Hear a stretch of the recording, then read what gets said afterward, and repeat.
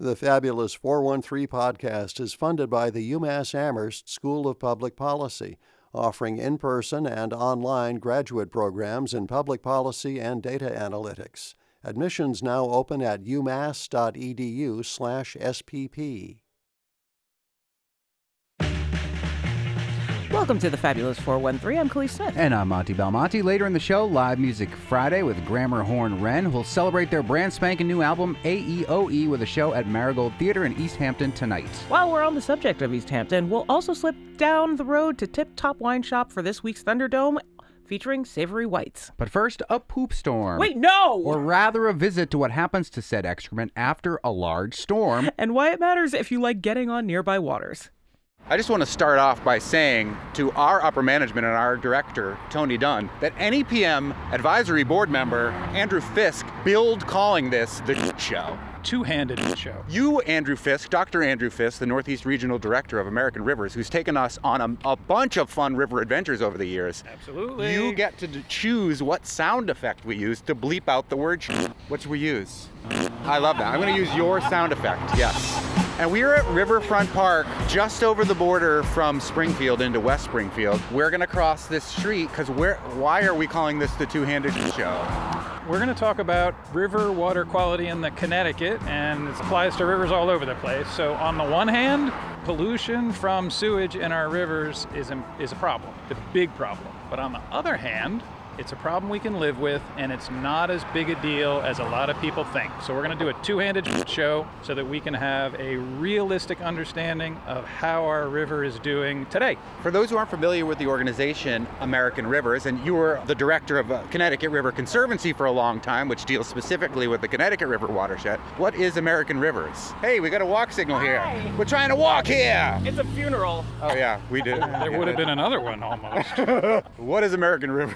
American Rivers, we're a national organization. We've been around for 50 years. We protect and improve rivers across the country. And we believe that everybody should have a river that they can be sustained by and supported. And right now we're working on undoing a lot of the problems we created when we built our cities and relied on rivers to be the dump for our sewage. And it's important to understand what river health means today, particularly when you hear about combined sewer overflows. Whoa, those are words that are terrible sounding together and probably terrible in impact. So this Riverfront Park is amazing. You can see the beautiful Connecticut River on our left, and then there's like a little park with the exercise equipment over there on the right. It's a lovely riverscape in the middle of an urban area.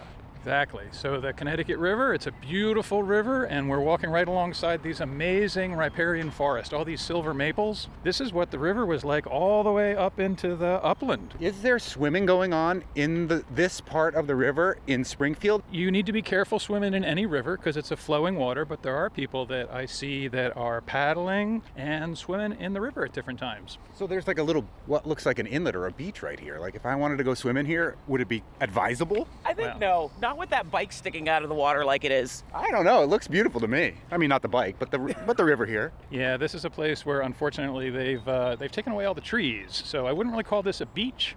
I would call it I'm an optimist. a barren riparian buffer. I'll also say your older organization, the Connecticut River Conservancy, has a great website called Is It Clean? So if you are thinking about swimming in any of the local rivers, you can go there. There's testing that happens every week. It'll tell you whether the water quality is clean for several different activities, including swimming.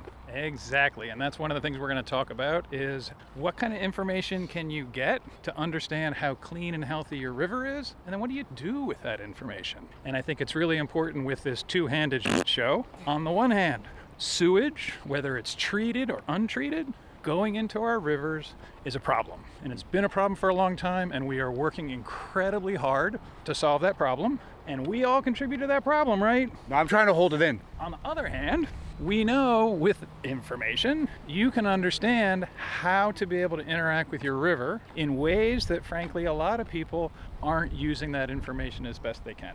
And that's what we want to talk about today. We're looking at some sort of structure We're looking at Rodney Hunt. It says Rodney Hunt on it. Warning, possible sewage discharge during and following wet weather. Avoid contact with water for 48 hours after discharge. And then it says it in Spanish. There we go. So we are walking along the path, and there's a cement block here, and there's a fixture on the top of it, and there's a ladder. You may not know what this is if you're walking along the river, but this is actually a pipe that's connected to the sewer system here in Springfield, West Springfield, and the communities in this regional area, right? And so these exist all up and down the river, and if we walk around the other side of this, we're going to see the outlet of a pipe. Okay. Well, yeah, there's some poison ivy here, so be careful. Cleese, I had a tick from our farm visit from yesterday. I won't tell you where I found it. I did manage to get it off, and it is now in a plastic bag in my freezer. To the tick lab? We gotta go back there because there's that new, very bizarre and coolly named tick disease. The one that makes you allergic to red meat? Yeah, isn't that crazy? It's called like something gal. It's alpha gal. Alpha gal. He's like a superhero. What are we looking at now, Andy Fisk? All right, so now we're standing by the river, and we're on top of the structure, and if we look around the corner and don't fall in the river, there's a big pipe here. I believe and so you. This is what people see when it rains, where water comes out of this pipe, right? And people are like, what is going on? There's like pollution going into my river, right? Let's just talk a little bit about how we treat our sewage. There's a plant in each community, and it takes in everything from what we flush down the toilet and down the sink and what comes off the roads. And that plant is a giant biological factory. And so what they do is they grow bugs at that plant, and those bugs eat a lot of the pollution because a lot of it is organic matter. There's stuff that they can't eat, but then the water leaves the plant and it's disinfected. Any remaining bacteria are killed, and it is discharged to the river as cleaned water according to legal requirements. So what is it disinfected with, and is that dangerous for the river health? Depends on the plant. So typical is chlorine, right? And so you add chlorine, and then you add something that removes the chlorine, right? And so there can be residual chlorine in some of the treated effluent.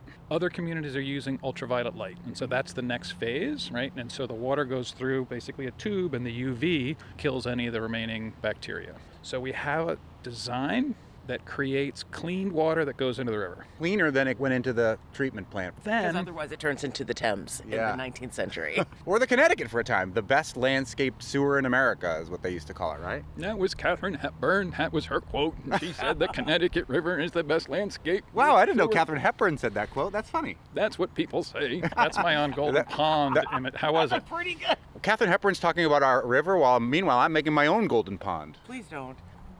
Got a system that's designed to make cleaner water, right? And that cleaner water goes into the river. But there's times when the treatment plant can't do all the work it's designed for, right? And that's where you have overflows. And there's two kinds of overflows. Combined sewer overflow. There's also a sanitary sewer overflow.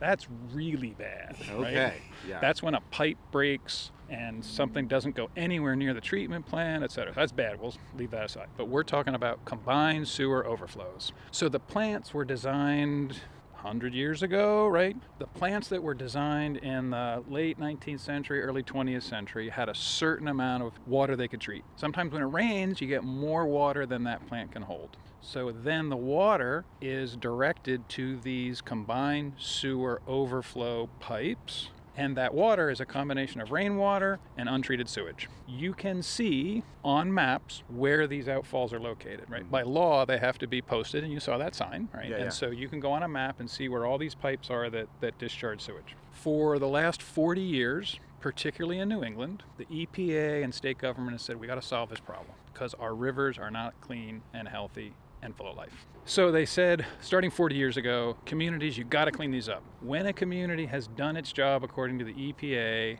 there may still be overflows into rivers. We will never, under the current framework, stop combined sewer overflow discharges to the rivers. There will always be some. But the point is to make them as few as possible and be able to have as much of that runoff treated in the wastewater treatment plant. So where we are right now in this overflow pipe on the Connecticut River, West Springfield at Riverfront Park, nothing's coming out of it right now because the sewage treatment plant is doing what it's supposed to be doing, cleaning all that stuff out. The effluent goes into the river and it's by and large clean. This is emergency only. And also it hasn't really rained a lot, so we're not getting all that excess water into the system to try and make it necessary. And is the rain when that comes into effect most often? For the most part, yes. So it rained 1/3 of an inch last night, and I went and looked, and none of these pipes in Western Mass and the 413 discharged yesterday. So that brings us to why I think it's important to talk about this.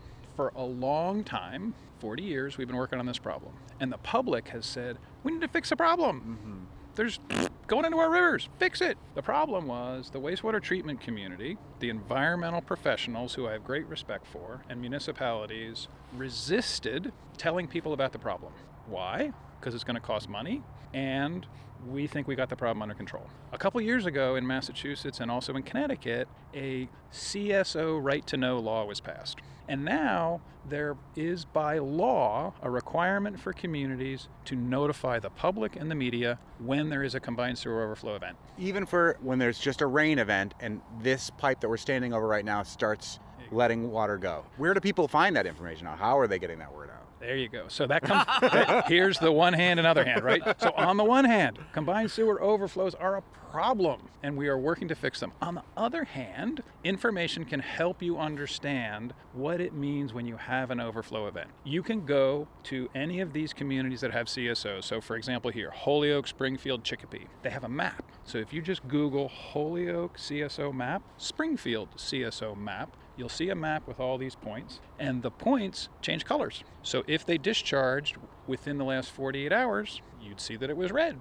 So that's where I went this morning. I looked and they're all green, so nothing discharged. Then you have to notify the media, and communities under 511 also notify. So you can have on your phone an alert that says there was a CSO event. But I've never gotten a push notification like that, and there certainly have been one. So is my community just not a community that does this? They may not have put it into the event bridge or the 511. Other communities do that, but they do have to notify by law and regulation when it happens. So you live in Holyoke. Do you get these push notifications through 511? I have not signed up for them myself. Oh, you sign up for them. Okay. Yeah. Yeah, okay. I thought maybe just like an Amber Alert, it just shows up on your phone or whatever. No, it's like alternate side parking, or it's that whole 511. You'll get everything. No, the last thing I need is more push notifications. Right. Everyone can look on the website and see. So here's the issue.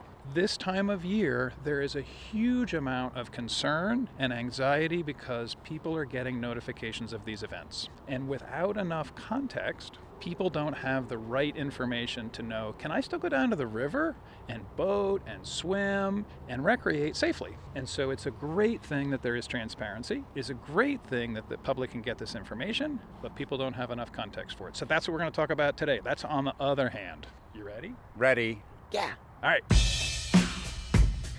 More coming up with Andrew Fisk of American Rivers as we find out more about what the EPA considers dangerous, Connecticut's concerns about discharge, and where you can go to check if it's safe to get on the water yourself. After which, it's Live Music Friday with Grammar Horn Wren and a perfect for spring wine Thunderdome at Tip Top Wine Shop. You're listening to the Fabulous 413 on 88.5 NEPM.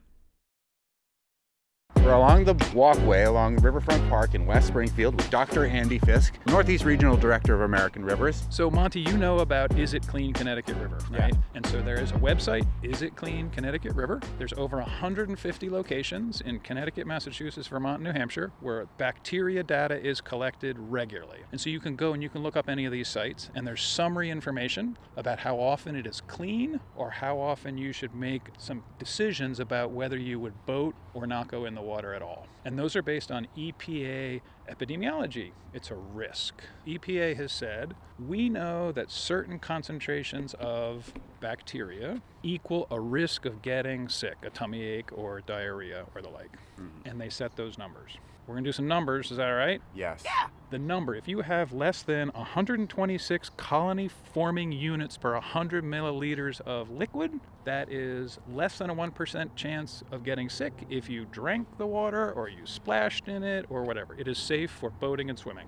Then it goes up to, I think it's 540 units. If it's above 126 but below 540, you probably should not be getting the water in your mouth. But it is still a risk, right? And it's a very conservative risk. That's the point. Risk and make decisions on that information. Over 540, there's a lot more bacteria in that, and you should probably just be more careful. Stay out of the water altogether. Yes. But that's for the river water itself. What are the safety levels for the sewage that's released? That cleaner water that comes out by law, that has bacteria numbers that are even lower, and you have to be able to kill bacteria to a certain level that is way below that swimming and boating number. Right. So theoretically clean enough to drink, maybe still not advisable. Not clean enough to drink. A quick story. When I was in state government, we were seeking to regulate cruise ships because cruise ships were coming in and they were dumping their wastewater treatment plant within state waters. And their lobbyist came and was talking to us and said, we in our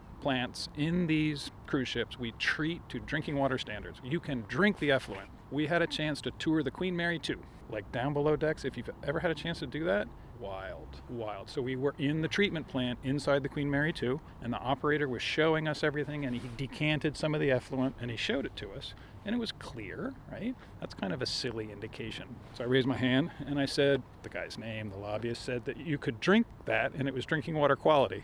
And he got a little ashen, and I said, can you drink it? He's like, no. When put on the spot, decided not to drink it. And the captain or the lobbyist was not there. Otherwise, I would have offered it to him. Yeah. Here's a little bit of the Queen Mary number 2. Please, can't you get him to stop? No, I've tried 3 years. So there's those risk levels, right? So the EPA, the epidemiologists have said if you have this amount of bacteria, you're fine swimming. If it's over that bigger number, that's a risk. It's not a guarantee you're going to get sick. So then people get these information that says there was, for example, 84,672 gallons of combined sewer overflow that was discharged last night between 3:16 a.m. and 7:42. Like, that's the level of data. What does that mean? The general guidance is stay out of the water for 48 hours. We have always wondered, let's test that. Why? One of the reasons is the state of Connecticut keeps saying to Massachusetts, Holyoke, Springfield, you're sending all your shit down to Connecticut, and we're spending all this money to clean it up. What are you doing? We're in Springfield now. Let's imagine we're in Holyoke for the moment. So the wastewater treatment plant is about a mile above Jones Ferry. And Jones Ferry is the place where everybody in Holyoke goes to kayak and swim and fish and row. So the question is, when there are discharges up there from both Holyoke and Chicopee, what happens at Jones Ferry? So a group of people worked with Veolia, the company that runs the wastewater treatment plant. And so last year in 2025, there were 23 times when there was a CSO event, within 24 hours, Veolia went down to Jones Ferry and sampled the water. Sometimes it was within 4 hours, sometimes it was like 12 or 18, but they said in a relatively quick period of time, under 24 hours. 23 times they sampled the data. When there was combined sewer overflows that we only heard about from Holyoke, Chicopee was probably also discharging. Of those 23 times, 2 times the bacteria level went to the point where it said you probably should not swim, but it's okay to boat. So that's cool. So here's the two-handed. Combined sewer overflows is a problem. On the other hand, with information, we can look at those numbers that come across our phone or on Facebook and put them into context. Because a lot of people see that information, and we've heard from boating clubs and others, people aren't coming to the river anymore because it's polluted, it's horrible. Well, there is bacteria going into the river, but it is very quickly dispersed in dilution, and you can judge your risk level based on this information that I provided to you, and also the Is It Clean site, so that you can have a pretty fair and balanced understanding of how to use a river, because the rivers are so much cleaner, and we're able to recreate on and in them because of the billions of dollars we've spent over the last 40, 50, or 60 years to clean them up. And the more we use them and encourage people to use them, the more protection it will bring to the rivers, because people will realize what a beautiful resource it is. And that's why the transparency and the right to know and the 511 alerts and the media stories, they're important. And it shouldn't have taken this long to get the public engaged, but we have to be engaged with the right kind of information so that we can make realistic decisions, because this is expensive. It's wicked expensive.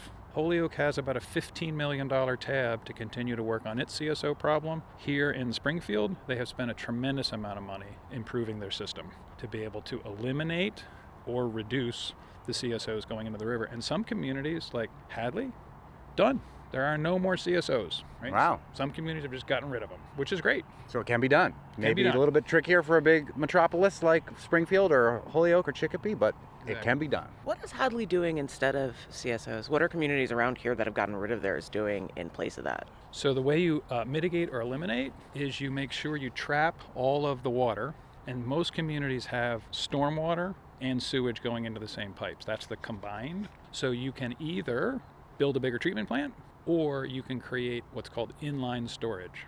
The tunnels, like Boston, Hartford, giant tunnels, and they just hold the water and meter it back into the plant. The way a CSO works, in that pipe, there's a weir, there's a little wall, and when the water level is below the wall, it goes to the plant, and if there's more water, it just spills over. And so what you do is just create inline storage and put it through the treatment plant. Or stop stormwater pollution in the first place. Green infrastructure. Stop making so much impervious surface. Yeah, let it seep back into the earth. Yep. Exactly. And then we stop having so much flooding to begin with. Exactly. So, the two-handed show. Combined sewer overflows are a problem. They need to be fixed. We need to pay our utility bills. We need to have our government invest in bonds and infrastructure to solve the problem. But with the information, you can make reasonable decisions, and don't freak out when you get that 511 alert. Pay attention to the numbers. Go to Is It Clean Connecticut River. Look at that information, because it's going to tell you percentage of time that site is clean or dirty. And you'll see in Holyoke, Jones Ferry, 90% of the time. In wet and dry conditions, good for swimming and boating. Only 1% of the time is it above that level where it's like, you probably should stay out of the water. And after less than 24 hours, you're not going to see those numbers anymore. So it returns to safe levels very quickly. Andy Fisk, it's always fun going on a river adventure with you, especially when you, as an NEPM advisory board member, have incorporated swears into it and poop, which two things we really love. What's this But we? Also, how much we love the river and what a valuable resource it is. And even if you live in Chicopee or Holyoke or Springfield and you think it's just going through your city, it is a resource for you to access and enjoy and recreate with. It is an amazing resource. It sustains us physically, emotionally, spiritually, economically. We've done an amazing job cleaning up our rivers, and people should use them and celebrate them and fight for them. Because, on the one hand, CSOs are a problem. On the other, we can still use our rivers with good information that we fought to be able to get for the public. So use that information wisely. Thanks, Andrew Fisk from American Rivers. You're the Thanks so much to Andrew Fisk for taking us around the Riverwalk in West Springfield, which is a super fun place to be both on and off the river. Live Music Friday coming up with Grammar Horn Wren, who released their new album AEOE today. But first, savory, salty white wines with Lauren Clark and Miranda Brown at Tip Top Wine Shop in Easthampton. You're listening to the Fabulous 413 on 88.5 NEPM.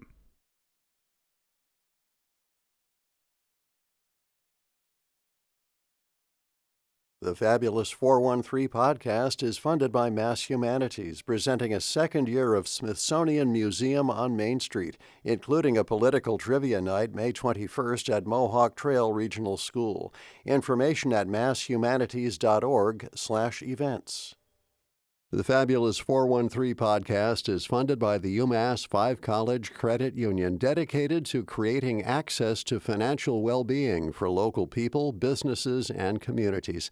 Insured by NCUA, umass5.coop.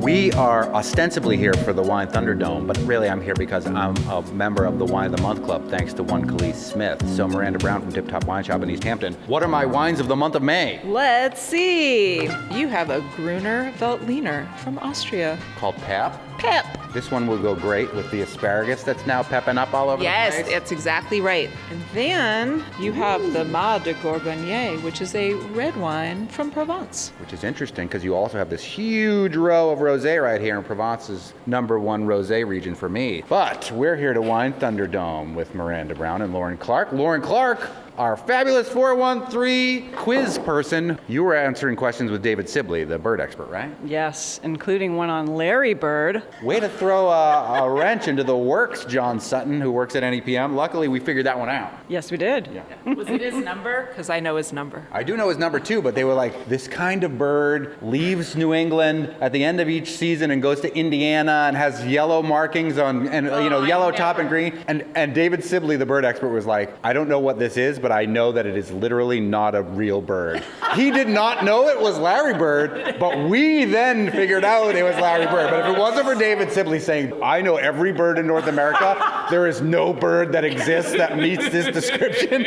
That made it all worthwhile. And again, our two wine drinking friends came out on top of each of their rounds. Yeah. What are we drinking today, Miranda? We are going for savory whites today. Yeah. Made by the sea. Ooh, I love that. I love the salty minerality of white wines, and again, with asparagus, Absolutely. with oysters, any other kind of shellfish. Yep. Secretly bring this over to Captain Jack's Roadside Shack like the good old days and drink this outside there, even though the co-op doesn't want you to. Man, that was the best. I love salty beverages in general, like proper gozas and like salt lassies. I am that person who drinks straight salt lassies and looks like a weirdo. The first one is from Joe Landrin, Domaine Landrin. It is a Muscadet Sèvres et Maine sur la Louvreterie. It's Melon de Bourgogne is the grape. This guy's mustache, out of control. Are we pulling up a picture? It's like if Sam Elliott's mustache was like, hold my beer. I don't know about you, but I take comfort in that. Wow, you are correct.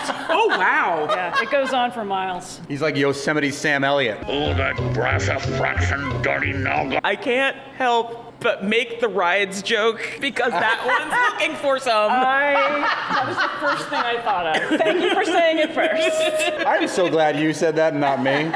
Also, Sam Elliott should appear in every Wine Thunderdome segment somehow. Chateaubriand, Sauerbraten. I smell the minerality already. Little honeysuckle. Yeah, I like the salty fruits. And then this is even saltier on the palate. Oh my God, perfect with oysters already. I can imagine oysters in my mouth. That's both saltier and fruitier than I was expecting. The fruit, I think, brings out like that little bit of creamy texture that you get from aging on lees, Which means the dead yeast. the dead yeast. Make your bottle a funeral. Yeast eats sugar, poops alcohol, farts carbon dioxide, and dies. Thanks, buddies. Two poop conversations for today, eh? I quite like that. These wines are both meant to be eaten with shellfish or other seafood, but Miranda hates food from the sea. You do? You have been holding your tongue this whole time. I didn't want to be a naysayer. Plenty of other options to pair with these wines. What would you have with this? You could have potato chips, but it would be maybe 2 salt on salt. Speaking of, the weird chips of Tip Top Wine Shop Easthampton, what do you got in that's weird now? Oh, Durian. Oh, wow. what's opening that bag like? You know what? We haven't had the nerve to do it yet, but we are going to, and it's going to be outside. Maybe we should open a bag after the wine tasting. I know. Okay, wine number 2 in the Wine Thunderdome, Tip Top Wine Shop Easthampton, Miranda Brown and Lauren Killar. This is a Grillo from Sicily. Oh, wow. I'm not familiar with Grillo. Pickles, more pickles, and as many pickles as you can find. It is indigenous to Sicily. I was at this winery almost exactly 1 year ago. Wow. Yeah, I went out to Italy with a bunch of friends, and I was like, how do I turn this into a work trip? And I was like, oh, this winery is 45 minutes from the villa that we're renting. So I got in touch with them, and I was like, hey, can me and 14 of my closest friends come hang out at the winery? And they said, sure. And so we went, and it was in the middle of nowhere. We had like rabid dogs chasing us, like literally just didn't see anyone for miles and miles. And we get to the building, and I go up, and I was like, hello. And there's this woman like looking at me. There's no one around. And I was like, we have an appointment with Ivan. And she just looks at me and shakes her head. And I just start sweating. I just dragged all my friends out here in the middle of nowhere. I was like, I do. I emailed his, and she was like, oh, Ivan. And I was like, and we have a Grillo and a Nero d'Avola that they make, and they're fantastic. You can smell the ocean in this glass for sure. Yeah. I'm getting this really cool floral note. This wine is also aged on lees, but not for as long as the Joe Landron. Coors, the banquet beer. I don't really taste anything as creamy about this as I did about the other one, and that might be because of how upfront the acid is, so my tongue just gets tricked, and it's like, acid's here, we can't be creamy. The electric Kool-Aid acid test for wines is open your mouth and you hang your head down, and if drool comes out of your mouth, you know it's a very high acidic wine. Fun to do at parties. Are you throwing up? Nope, I'm just checking the acidity of this wine, but thanks for asking. We're all gonna do that. Maybe when we go outside and open the chips. What else is fun happening at Tip Top? We are going to be one of the sponsors of NoHo Bike Week. Cool. Which I think is next week. This isn't NoHo, it's EHO. Right. Easthampton is a part of it, I've been assured. The bike path connects us. Food Truck Fridays is starting up in a couple of weeks, the 22nd. And then the day after that, on the 23rd, we have a tasting with Vineyard Road. I feel like a constant in your lives is people stumbling in, discovering how awesome it is, but really just asking you for directions to Little Truck. Is that still happening? Every weekend, yeah. There's a look. Like, people don't even have to ask anymore. They just have this certain look of confusion on their face when they walk in the door, and they're like, and you're like, are you looking for Little Truck? Yeah, Little Truck is a restaurant. It's not supposed to be a speakeasy, but it kind of is. I did buy their spicy chili crisp, bought it in the Berkshire. Do you know that they're not making it anymore? So should I savor this forever? Yes, you should. Oh no! I'm back to the Laogan Ma. Man, have you bought some of the Angry Lady? I also call it the Angry Lady. Do you know how expensive that got? What? Yeah. What happened? Yo, it's expensive. Thanks, Obama. You see what I'm dealing with here? I used But I'll to tell you. make some chili crisp when I was working at Coco. Man, that was so good. Had 87 ingredients though, so I'm never making that again. That's how I feel about like Szechuan chili oil in general. And every week it's on like my prep list for the week. I'm gonna do and it. every And then week you're like, I'm oh, like, no. nah. That's a lot of Nah, work. son, I ain't got time. You know what we need? Another pandemic. Hey, good. We got the, what is it, the hantavirus If coming we off the get- cruise ship? If we get the hantavirus going, we're all gonna have to stay home again for like a year and a half, and we'll have plenty of time for projects like spicy chili crisp and like soup dumplings. Nice. I hate dumplings. Sir. Just kidding. Can you imagine? Okay, back to the first one, the Melon de Bourgogne from Landron. Got creamier and fruitier. The texture is kind of like pronounced now after we've had the Sicilia. This would go really good with Fritos. I love Fritos. Hot dogs. The world's most versatile food. I saw The Wienermobile was spotted in West Springfield yesterday. Oh, that thing is great. Even if you would never eat an Oscar Mayer wiener, the Wienermobile brings such delight to the world. It was at the Big Y in Amherst a couple of years ago. I got a little wiener whistle. A wiener whistle. In one of the many nonsense food things that I follow, there's a group doing a thing called Wiener Maxing, and I saw them do a hot dog tarte tatin, which honestly looked like phenomenal. Really? Yeah. Oh, bless. I mean, I'd try it, but Back to Sicilia. Still quite like it. There's a little cilantro on this, and the smell of cilantro for people who cilantro tastes like soap. I can actually is the dress blue or is it gold? Is it Laurel or Yanny? And I can hear both. right. Laurel. And I can smell both the cilantro and the soap. It's almost getting like a little how rosemary bark tastes. Branchy herbaceousness. Children. I didn't want to be the bystander effect where nobody springs into action, but children are being tormented. That's God's way. They're tormenting themselves in As this they case. should. Oh, another Wine of the Month Club member is here. Yes. Woo. Is that can't be the arcade because it's like an adult film No, arcade. because the arcade that's an Eastworks. I don't know what that is. We don't hear too many shrieking children around here. Yeah. We hear a lot of wait. Whatever it is, it's getting closer. I know. I hope that door is locked. Lock the door. As previously described, person came in with the look and was looking to figure out how to get to Little Truck, and Miranda is directing them correctly. Like you were on cue. Thanks, random customer. Anybody ready to vote? Love them both. Super refreshing. Great with food. Even great on their own. But I'm going to go Muscadet. The Melon de Bourgogne, yeah. On the second taste, I just got so much texture and such a long finish and just a lot of layers. Miranda Brown making mouth noises. Sucking my teeth. I'm going Sicily. Are you I thought for going sure I was going to betray I know. my people again, as usual, with wine, but I was like, no, on the second pass, I was like, I it's want a little bit. got everything. I'm going Grillo. Grillo is Sicily. Yeah. So 2-1. Sicily, France. I think I'm making us tie. Hey, Little Truck Lady, get back over here. We got a question for you.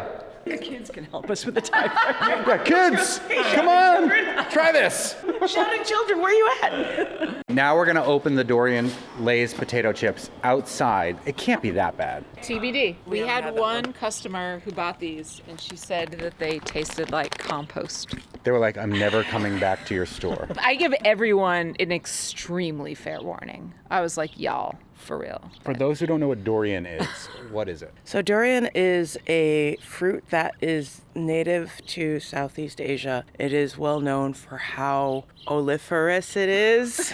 and that is being kind. It's real stinky, but like taste-wise, if you can get past the smell, which honestly is a lot, it's creamy. It's got like this really interesting taste that's hard to put a finger on, but isn't unpleasant. Carob smells like poop. Carob tastes like chocolate a little bit. For hippies. All right, are we ready, guys? Here we go. Yep. All right. The wind is blowing. Yeah, exactly. All right. I smelled it immediately. Oh, Not bad. that's not bad. All right. I'm getting old Christmas chocolate. Oh, Like yeah. old cheap chocolate. 100%. Like a sad Easter bunny. Easter bunny. Yeah, but like in November. Yeah. Like a wet has been left outside for a while, plushy or like stuffy.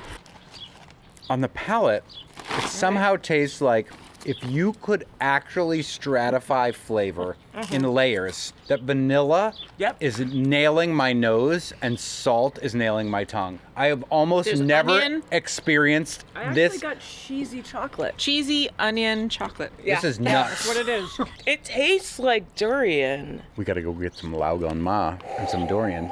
Trans World Market. And you think we need to chase that with like Malort. I mean, I like durian, so I thought they were pretty good. Yeah, we they're- threw them away, and then I was like, maybe we should get them back out of the dumpster. we should not have thrown them away. kinda Like, hungry. they're pretty. Yeah, they're pretty spot on though. If you want a little like to dip your toe in the durian pool before you actually buy durian, that's a weird first step, but like it's not an inaccurate one. All sorts of weird chips at Tip Top Wine Shop in Easthampton. And thanks as always to Miranda and Lauren from Tip Top for hanging out with us. Up next, Live Music Friday with Grammar Horn Wren. You're listening to the Fabulous 413 on 88.5 NEPM.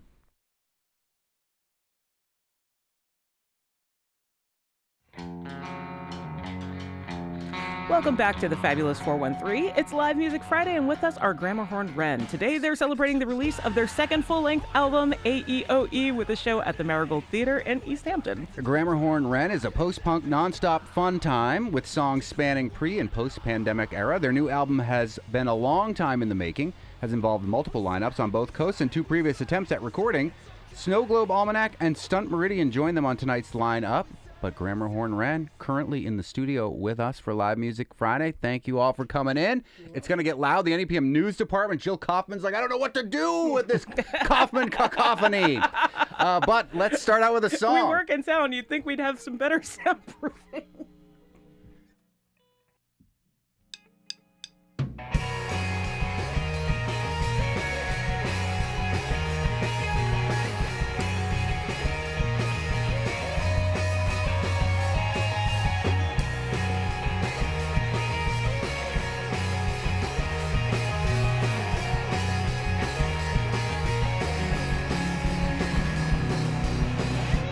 When you die, you won't find me in the sand, San Junipero.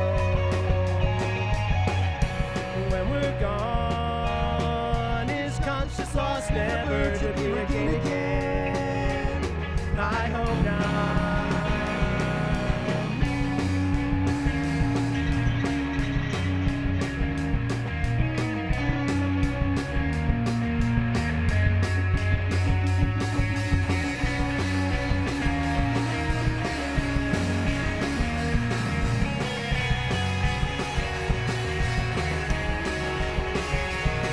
And I'll try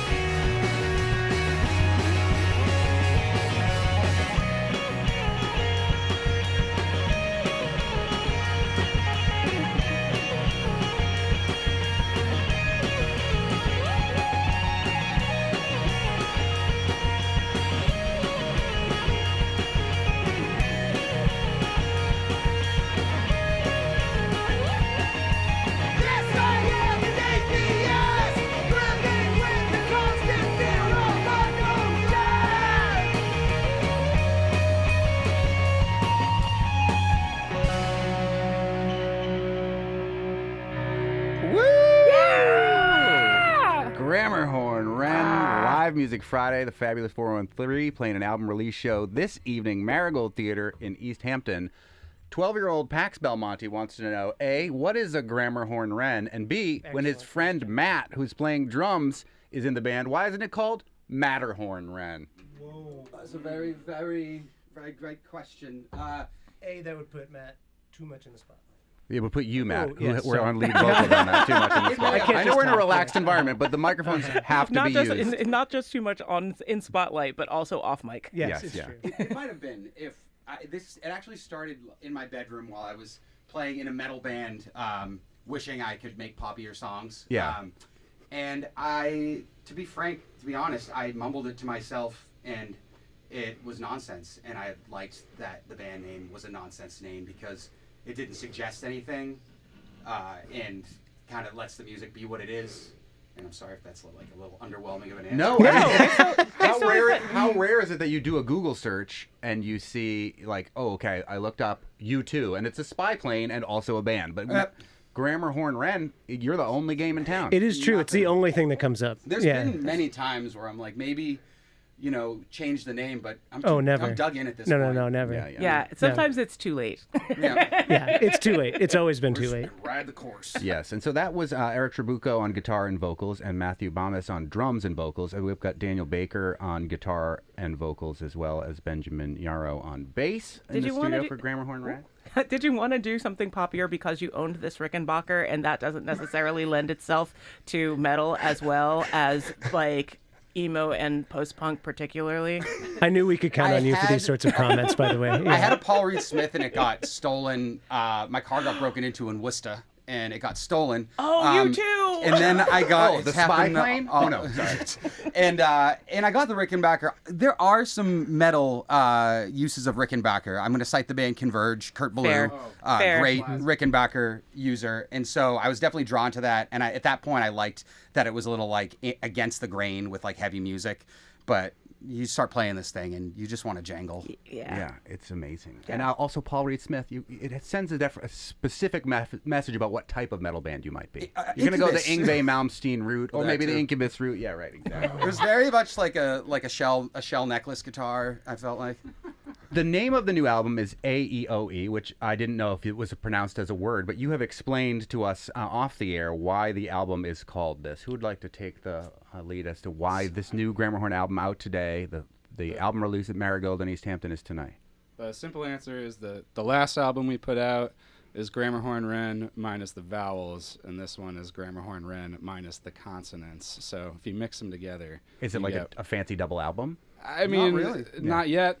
I mean, could be someday. Another 10 years, we'll put it out. It's like, we just want to, it'll be like the Cat and Jazz album. We'll just put everything together. Cat and Jazz. Yes, thank you. I'll also say, before we get off of album titles, that your other album from 2014, Flying at Tree Level, or the Socioeconomic Implications of the Song Panama by Van Halen, is one of the greatest album names of all time. This is a small trip into Eric's brain. We like to be difficult and like to just like make albums that... I'm so sick of like a lot of like it's so easy to be cliche. I mean I do it, when I kind of think of a song title or start to write lyrics, I'm already writing cliche lyrics, so I try to work against that to a certain degree. Well, in that vein, I was going to ask something different, but now I'm going to ask this. The song you started with is San Junipero, which is from a Black Mirror episode. Yes. Unless you're just there's a couple of people who've done things about San Junipero, but like what resonated with you about that particular episode, besides the fact that it's the best Black Mirror episode?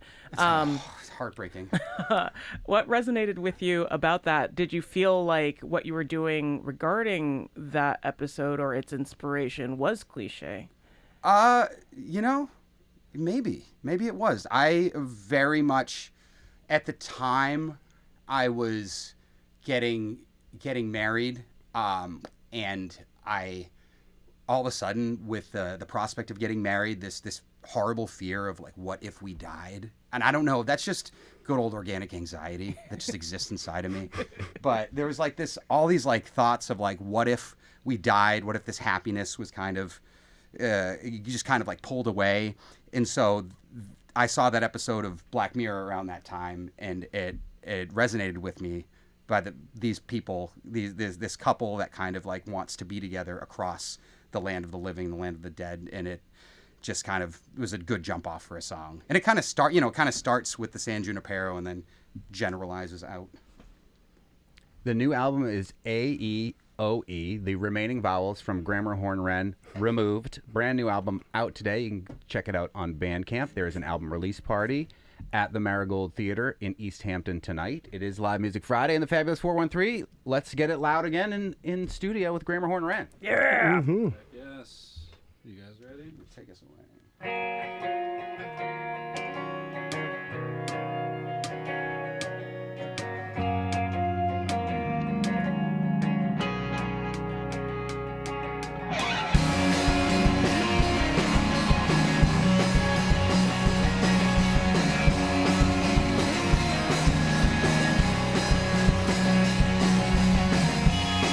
It's over. This life alone. I will watch the sun go down. I will watch the sun go down.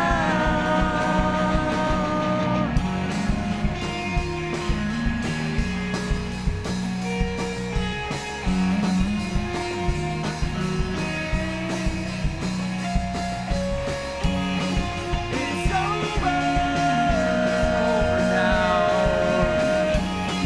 This life that we live, I will watch the sun go down. I will watch the sun go down.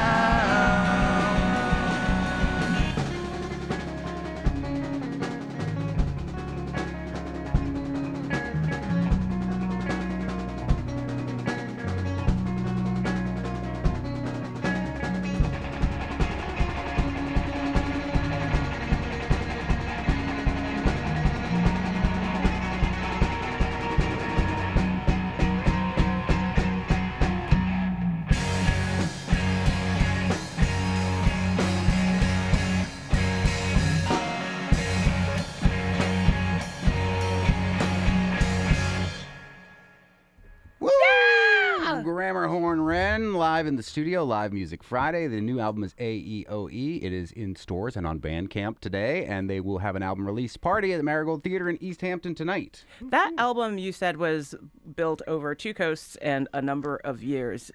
Did it gain momentum when it came back east, or like is there a certain proportion of songs that were written in one place and with one lineup as opposed to the other? Yeah, it's pretty much half and half. So there's 4 songs. The 2 that we played were started out in Portland, Oregon. Shout out to Rosa Delgado, Starly Kind, and Greg Mudueño for being part of that lineup. And then I came back after 2 years and kind of picked up the rest. I mean, I taught this band the 4 songs I had written in Portland, and they kind of picked up their own life. We actually hadn't played them out in Portland, so they saw their first live performances here on the East Coast, that apartment in Brooklyn that we played. And then the rest kind of happened during the pandemic. And then coming out of the pandemic, we had it. And we really hope that we won't make people wait as long for the next one. We almost have another album of stuff in the queue. That's the benefit when you take 9 years to release an album. We've got a good amount of stuff in the can now. So. And it was all kind of live. Like we were playing, Mike Friedman, I believe. Yes. We were neighbors with him, and during pandemic, like every musician and whatever came out, and we would all just sit in the street and play music and do whatever. And Mike's kid would like dance to Thriller by Michael Jackson, and so we kind of honed a lot of these songs playing from the front porch. With this like amp, the small amp, the tiny desk formation. Yeah. Kind of believe it or not, with that sound, that is their tiny desk formation. They have a wall of sound of amps in the studio. I got 2 big old amps. The big ones are out in the van. We thought about bringing the whole setup in just to spook everyone. I think Bart, our engineer, is glad that you didn't. I mean, it'd be like watching Dick Dale when he used to play. He would have like this wall just of Marshall double stacks. Only one of them was ever played. Yeah, I think that's Jay Mascis's trick, by the way, too. But I won't call him out. But his are purple. His are purple. Before we have to go, The last time I crowd surfed was at a house party that you were playing. Were you playing when I crowd surfed, or was it the other band? It was the band. That was Bag Lady. Oh, Bag Lady. Bag Lady. Yeah. Anyway, I like Bag Lady. I like them too. That was risky. You could have fallen down, or Have you met this man? The people really rallied. We though. talked You about would, poop earlier. I knew the people would rally. Room and like 8 of them were hands. under you. I knew the people would rally, and He I hadn't done it understands since the '90s. And when I left that party thinking like, this is the best thing that's happened to me. You 30 He years. understands tonight the true in crowd support of his surf. That's community true. and the environment. Yes, come tonight in crowd surf. I'm sure the Marigold Theater would be thrilled. They will. I'm They going to will. do that. I know the They'll Shea let us Theater do is whatever always we thrilled want. when I try it. This has a higher stage, so you could like jump off the stage and you get some Do it the elevation. old-fashioned way. Yeah. I mean, I love it. Exactly. Well, the new album is AEOE. Check it out on Bandcamp. Check it out live at the Marigold Theater in Easthampton. We've been joined by Eric and Matthew and Daniel and Benjamin from Grammar Horn Wren for this Live Music Friday. Thank you all so much for coming in. Guys. That Honored was to be here. awesome. Next week on the Fabulous 413, we'll get into some of the very disturbing repercussions of recent SCOTUS decisions with author David Daly. And a new book, Don't Be a Bleeping Marshmallow, from Jesse Mechanic at an event with his publisher Interlink Books that might help if any of that information from SCOTUS bothers you. There's a bee festival we'll attend in Greenfield, and we'll look at beekeeping with Amherst beekeepers. The Rise Festival with its founder Jarrett J. Krasoska for the young comic reader in your life, plus the opening weekend of Arrowhead, Herman Melville's home. And also a 5K for Rachel's Table, who are out there feeding Western Mass. I'm Monty Belmonte. I'm Khalees Smith. We'll talk to you next week on the Fabulous 413.